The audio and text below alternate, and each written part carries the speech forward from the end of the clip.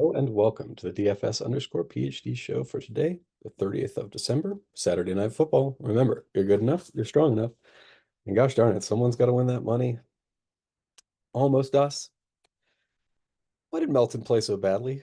Why did Drew play so badly? These guys are in smash spots. I think what I learned is I can't be 65% unless the guy is like an uber smash. So yesterday, first of all, my initial core went out the window, 5 minutes to lock. I don't have time to text, like put it in the Discord and stuff. You guys have to know, like I think I said, Goga starting lock, good, whatever. You have to know that for yourself. When you get news 5 minutes before lock, unexpected guy starting, he's a center, price is less than 4K. There's only one other center on the roster. You have to plug that guy in. You should have also been paying attention to Boston news, right? We were thinking maybe Kada, maybe Lamar Stevens, and then it's Cornette. And nobody thought it was going to be Cornette. You have to get to Cornette. That's like the whole slate is late swapping yesterday. All of my core, Goga, Cornette. That was it by the end. Like I mean, honestly, the most frustrating thing is I can remember one of the lineups because I had a problem with late swap. So that's what the point of this slide is. I was having a problem auto late swapping on my phone. If you have this problem and it's not downloading the files, turn your phone off and turn it back on. That fixed it this morning. But the problem you can see here, I late swapped manually for the higher dollar stuff, and I didn't late swap for the $1. And initially, this was supposed to be a test of SaberSim's projections versus my changed projections. But by the end, it was just, should you late swap or not? And the answer is yes. You should always late swap. And yeah, I can definitely remember one lineup when I was late swapping. And I was like, well, don't want to put Rozier in there. He doesn't have high enough floor. Don't worry about the floor. Worry about the upside. Speaking of, yeah, definitely recommend this article on Sean Geezy yesterday from Stochastic. It was surprisingly little sponsored content. I mean, he uses an optimizer that's not stochastic as part of his process. So I think you should read it just because Sean, top five for sure in NBA right now, possibly just the best player in NBA DFS right now, which I know, like, I know Utical's out there. I mean, I respect a lot of you guys, but I don't know. I mean, this guy's winning like half the slates, and it's impressive. And I think anytime you can hear anything about his process, listen to it because dude is killing it. They put out an article about him, and then he won the mini max the same day. Okay, cool. You guys should all do that too. But I mean, a lot of that is down to late swapping. I haven't looked it up, but if you have the contest files, check out the CSV. See how much of those important pieces he had because I'm thinking it might be a lot. And actually, let's look. There were some screenshots since I'm still waiting for the build to continue. And you can see, oh, wow. What? On the night slate. I was like, wait, no way is he killing it without Goga and Cornet. Okay, yeah, I'm just pointing out both of his top lineups. Well, one didn't have Goga, one just had Cornet. But Goga and Cornet in the $100 SE, because now Sean's playing the big money, and um, just Cornet in the minimax at 25%. Should have been 95% in your lineups. I mean, when you get late news like that, don't worry about the caps. If that's a good play, that's a great play. Lock it in because people aren't going to be there. How many minutes did Suggs play? Jeez, I didn't notice that. Okay, so I'm building two different sets of lineups here. I did one with the optimal and one with some consideration of dupes on this slate. A little tough slate to get different. I don't see any edge here in terms of like um, projections and stuff. I think everybody's on the one piece of value. Almost nobody is injured. So it's kind of we're gonna take some shots slate, but we're taking shots that are more or less like, yeah, let's have a look. So first we got the optimal. And I mean, who's gonna be the optimal captain? Well, here's a guess. Yeah, it's gonna be the two highest projected players, Dak and CD. So the problem is everybody is aware of that. And so like most lineups are going to begin jamming one or the other at captain and the other guy in, right? So that's why we're gonna have to see how can we get different in a second. But obviously those guys are your two optimal captains, then Jake Ferguson to catch the ball, Pollard, because they're probably running from a position of strength, Jahmyr Gibbs for the pass catching back roll. So those are your general best plays on this slate. Yep. Same thing over here in the flex. So no need to belabor it too much. You guys understand the general points here.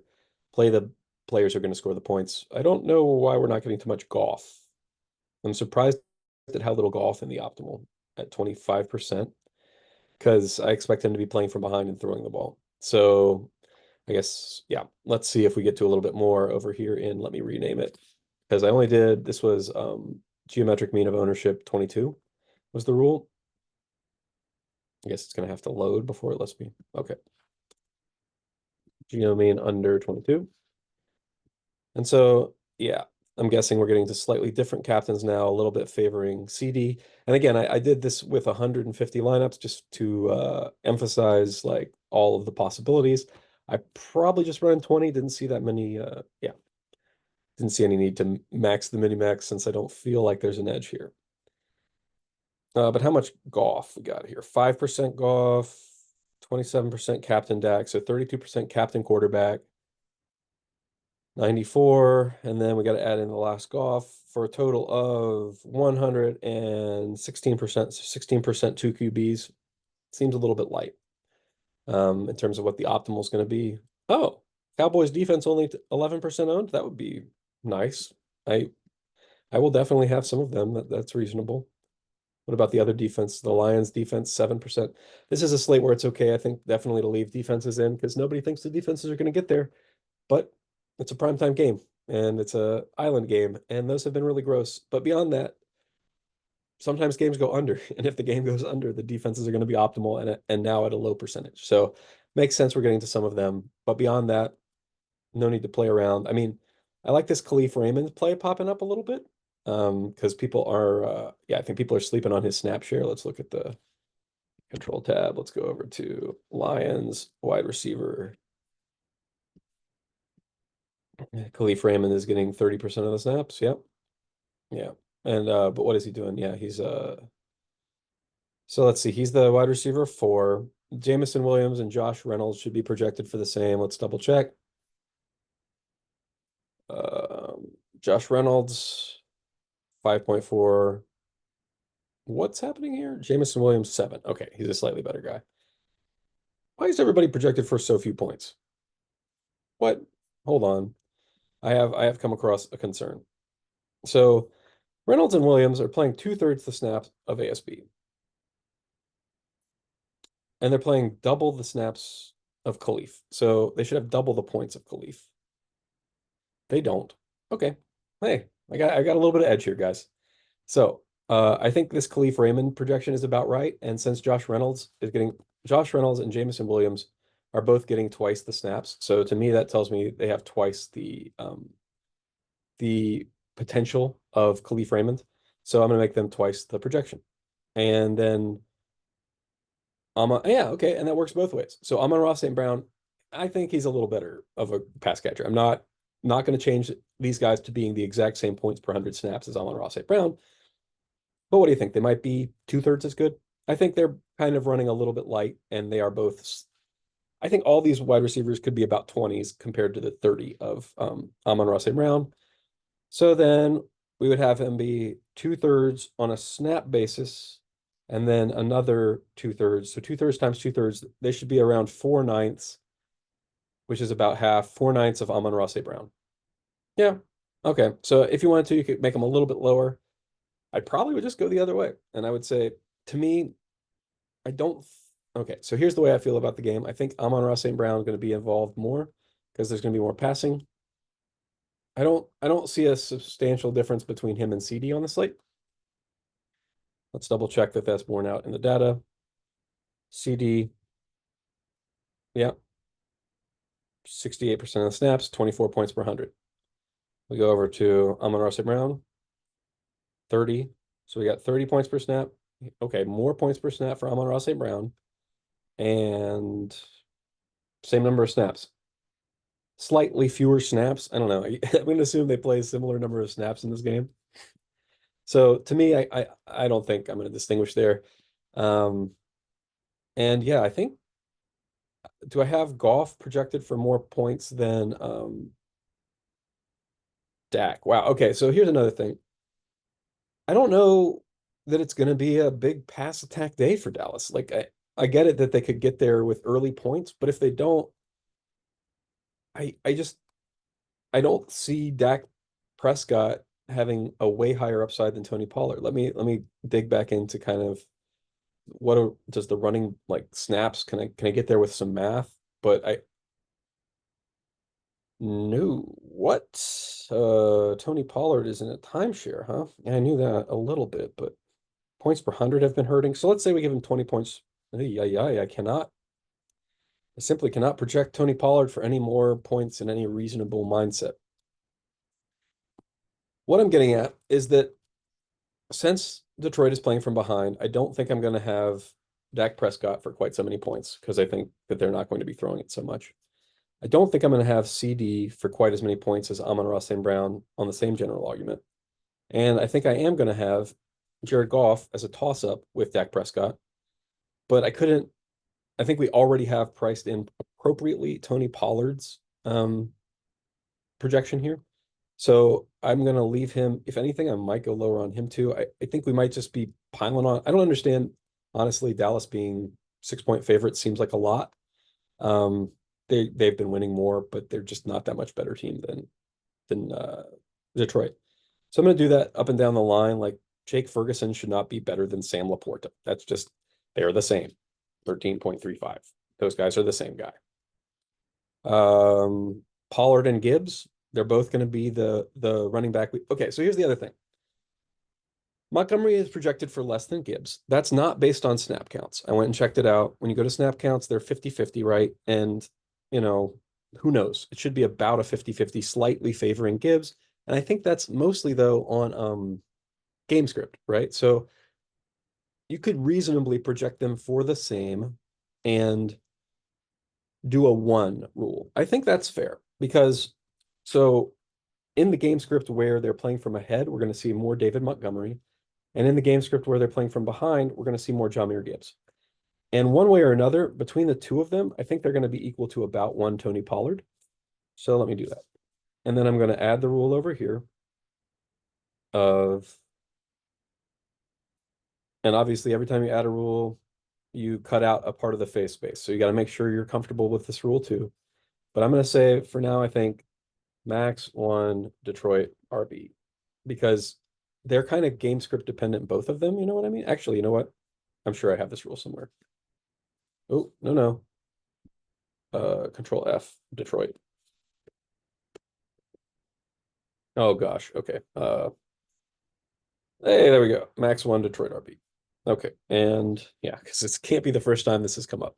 Oh, we had Craig Reynolds in the rule. Well, we're not going to introduce Craig Reynolds into the rule today. He's still out there though, right? Like if we go to 0 snaps. Yeah, he's still out there like a little, but no, you don't have to consider Craig Reynolds.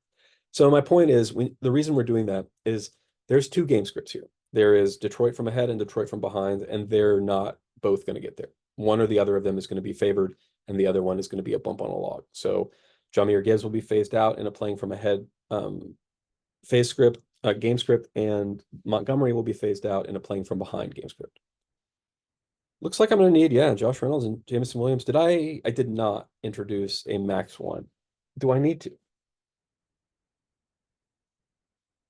I think I'm going to do a max 2 of 3 for the Detroit wide receivers. I think I had that rule down here near the other one. Yeah, max 2 Detroit pass catchers, and that included Laporta. Yep. That's a lovely rule. Let's do that rule.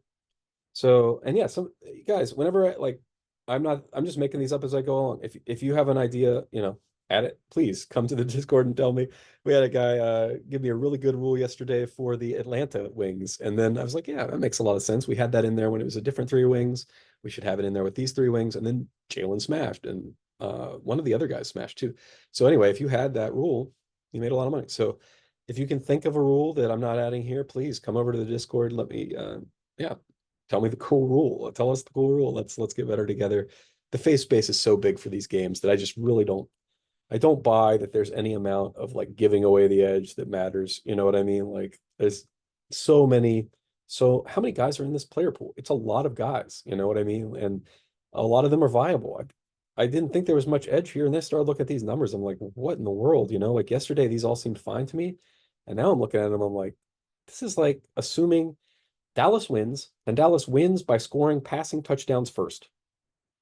That's a pretty specific game script, right? I mean, and that's all coming from, I don't know. I mean, I get it. CD Lamb is out there catching a lot of passes and stuff, but yeah, should I have him be in a coin flip? Probably, probably. Him and ASB are the same kind of talent. And I was just saying how I didn't want to favor one game script over the other. But yeah, fine. No, you know what? That wasn't based on game script. That was based on actual opportunities. And when I went to the wide receivers for the last few weeks, points per 100 snaps and snaps. So Amon-Ra is just getting there more, right? That's the reason we're getting there. Yeah. Amon-Ra is giving me more points per 100 snaps. So it's not a game script thing with Amon-Ra and CD. It's a just raw production thing. Like CD has gotten there. And yeah, now that I'm seeing it, I'm going to put CD down a little bit more because like the difference between them is substantial, right? Like if we're talking the last 4 weeks, what if we go to season? Does it come out in the wash if we go to season? Because those guys have been playing pretty much the whole season. CD Lamb 25 for the whole season. Amon-Ra St. Brown 30 for the whole season. So I thought that might have stuck. I think that maybe Amon-Ra's got a little bit higher of a ceiling than CD. Like if you were to look at the spreads of their distributions, I think Amon-Ra is a little bit further to the right. So that's what I'm doing here is I'm skewing Amon-Ra's. I think this 25 to 20 is the exact ratio there, right? Or was it was 30 to 25. So it's pretty close to the ratio. Okay, so now I've got him the way I want him. And I assume this is going to give me, it's a garbage in, garbage out thing, right? Like if this isn't closer to the actual projections than the original projections, I will lose all my money tonight. I know that. But if this is closer to the actual projections than the native projections, I win all the money and or all 5,000 of my lineups were built in the right possible future. And that's all you can ask. All you can ask is that you do the best you can, with what you have ahead of time. And I think this is probably about where I want to have it. So other values that I need to talk about and that I would have been talking about if I hadn't seen all this other random stuff. Deuce Vaughn. So Rico Dowdle is out today. Deuce Vaughn is the obvious comp that like would plug in for him. And they're doing a reasonable amount of pass catching. So this is a fine projection. I think you need to be overweight Deuce Vaughn. Hendershot, whatever. These other guys are fine too, but mostly Deuce Vaughn is the other scrub value. Okay, so it's going to take me a while to redo this, to rerun this. So I probably will not do it on the stream, but I'll put the results in the Discord. And remember, you're good enough, you're strong enough, and gosh darn it, someone's got to win that money. Might as well be us.